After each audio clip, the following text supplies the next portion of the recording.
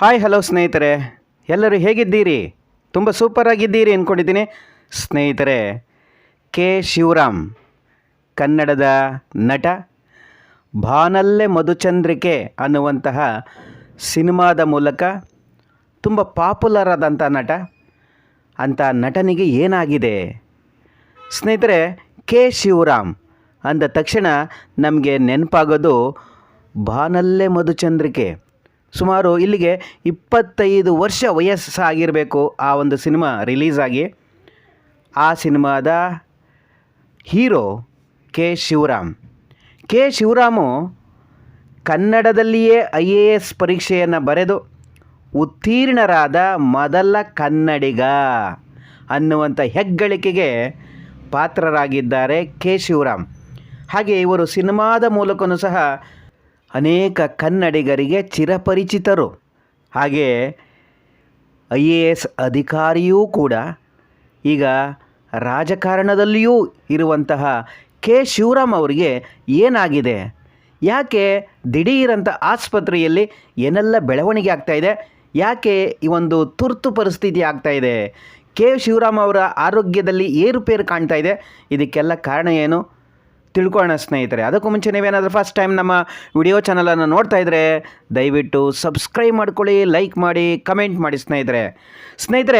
ಖ್ಯಾತ ನಟ, ಮಾಜಿ IAS ಅಧಿಕಾರಿ ಹಾಗೂ ರಾಜಕಾರಣಿ ಕೆ ಶಿವರಾಮ್ ಅವರಿಗೆ ಹಾರ್ಟ್ ಅಟ್ಯಾಕ್, ಹೃದಯಾಘಾತ ಸಂಭವಿಸಿದ್ದು ಆಸ್ಪತ್ರೆಗೆ ದಾಖಲಾಗಿದ್ದಾರೆ.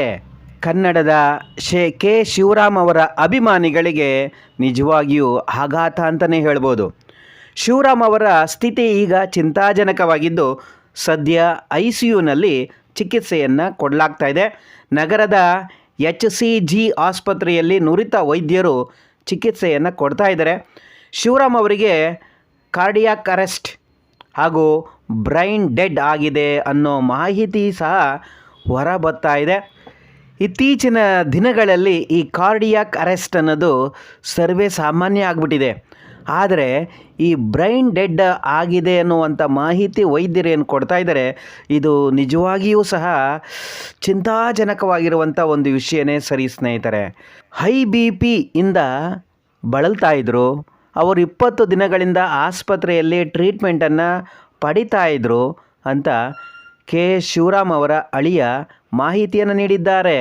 ಬಾನಲ್ಲೇ ಮಧುಚಂದ್ರಿಕೆ ಹಾಗೂ ವಸಂತ ಕಾವ್ಯ ಚಿತ್ರದಲ್ಲಿ ಶಿವರಾಮ್ ಅವರು ಹೀರೋ ಪಾತ್ರದಲ್ಲಿ ನಟನೆಯನ್ನು ಮಾಡಿದ್ದಾರೆ. ರಾಜಕೀಯದಲ್ಲೂ ಸಕ್ರಿಯರಾಗಿದ್ದ ನಟ ಶಿವರಾಮ್ ಅವರಿಗೆ ಈಗ 71 ವರ್ಷ ವಯಸ್ಸಾಗಿದೆ. ಕೆಲ ದಿನಗಳಿಂದ ಅನಾರೋಗ್ಯದಿಂದ ಬಳಲ್ತಾ ಇದ್ದರು. ಅಧಿಕ ರಕ್ತದೊತ್ತಡ ಅಂದರೆ ಹೈ BP ಅದರಿಂದನೂ ಸಹ ಇವರು ಬಳಲ್ತಾ ಇದ್ದರು. ಅದರ ಜೊತೆಗೆ ಈಗ ಹೃದಯಾಘಾತನೂ ಸಹ ಸಂಭವಿಸಿದೆ ಅಂತ ವೈದ್ಯರು ಹೇಳ್ತಾ ಇದ್ದಾರೆ. ಈ ವಿಷಯ ತಿಳಿದಂತಹ ಅಭಿಮಾನಿಗಳು ಶಿವರಾಮ್ ಅವರ ಆರೋಗ್ಯ ಸುಧಾರಣೆಗೆ ಎಲ್ಲರೂ ಸಹ ಪ್ರಾರ್ಥನೆಯನ್ನು ಮಾಡ್ತಾ ಇದ್ದಾರೆ.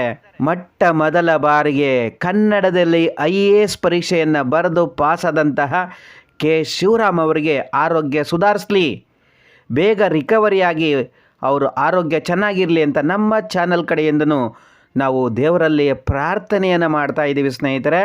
ಈ ಬಾನಲ್ಲೇ ಮಧುಚಂದ್ರಿಕೆ ವಿಭಿನ್ನ ಕಥೆಯುಳ್ಳಂತಹ ಒಂದು ಸಿನಿಮಾವನ್ನು ನಾವು 25 ವರ್ಷದ ಹಿಂದೆಯೇ ನೋಡಿದ್ದು ಸ್ನೇಹಿತರೆ. ಈ ಒಂದು ಸಿನಿಮಾದ ಮೂಲಕನೇ ಕೆ ಶಿವರಾಮ್ ಜನಪ್ರಿಯ ಆಗ್ತಾರೆ. ವೃತ್ತಿಯಲ್ಲಿ IAS ಅಧಿಕಾರಿಯಾಗಿದ್ದರು. ಸಿನಿಮಾ ಮಾಡುವ ಆಸೆ ಹೆಚ್ಚಿತ್ತು. ನಂತರ ವಸಂತ ಕಾವ್ಯ, ಸಾಂಗ್ಲಿಯನ 3, ಖಳನಾಯಕ ಮುಂತಾದ ಚಿತ್ರಗಳಲ್ಲೂ ಸಹ ಇವರು ಅಭಿನಯನ ಮಾಡಿದ್ದಾರೆ. ಸೈ ಎನ್ಸ್ಕೊಂಡಿದ್ದಾರೆ.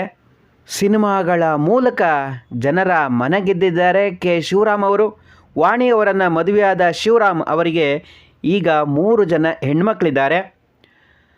ನಿವೃತ್ತಿ ಬಳಿಕ ರಾಜಕೀಯಕ್ಕೆ ಎಂಟ್ರಿ ಕೊಟ್ಟಿದ್ದಾರೆ ಕೆ ಶಿವರಾಮ್ ಅವರು. 2013ರಲ್ಲಿ ನಿವೃತ್ತಿ ಆಯಿತು. ನಂತರ ಕೆ ಶಿವರಾಮ್ ಅವರು ಕಾಂಗ್ರೆಸ್ ಪಕ್ಷದ ಮೂಲಕ ರಾಜಕೀಯ ಜೀವನವನ್ನು ಆರಂಭಿಸ್ತಾರೆ. 2014ರಲ್ಲಿ ವಿಜಯಪುರ ಲೋಕಸಭೆ ಕ್ಷೇತ್ರದಲ್ಲಿ ಚುನಾವಣೆಗೆ ಸ್ಪರ್ಧಿಸಿ ಸೋತರು.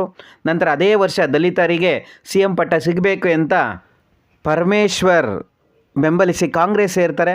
ಆದರೆ ಕಾಂಗ್ರೆಸ್ನಲ್ಲಿ ಸೂಕ್ತ ಸ್ಥಾನಮಾನ ಸಿಗದ ಹಿನ್ನೆಲೆ BJP ಪಕ್ಷ ಸೇರಿಕೊಂಡರು. ಛಲವಾದಿ ಮಹಾಸಭಾ ಅಧ್ಯಕ್ಷರಾಗಿದ್ದಾರೆ.